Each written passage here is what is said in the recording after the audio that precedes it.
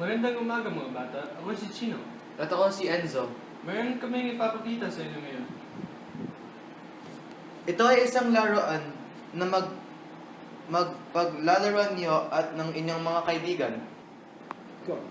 Ito ay isang catapult. Pwede niyo itong lagyan ng papel o anumang bagay na magkasya at ibabato niya ito. Ito ay gawa sa kahoy at goma, kaya hindi siya ganun kabigat at madadala ninyo ito sa labas.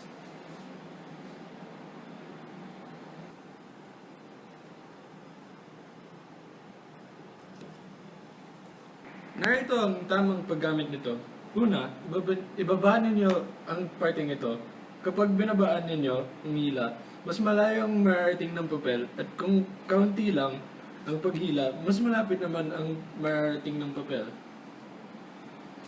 Sunod, lagyan ninyo ng bala ang laruan. Mas maganda sana kung gamit na papel ang gagamitin para hindi masayang ang papel. At paggagamit ng bala, kunin niyo ulit para hindi masayang. Ang laruang ito ay nagpapakita ng mga terminolohiya sa math tulad ng mga anggulo, linya, at mga plane. Matuturuan kayo nitong tumansya ng bagay-bagay para ang mga ginagawa ninyo ay eksakto.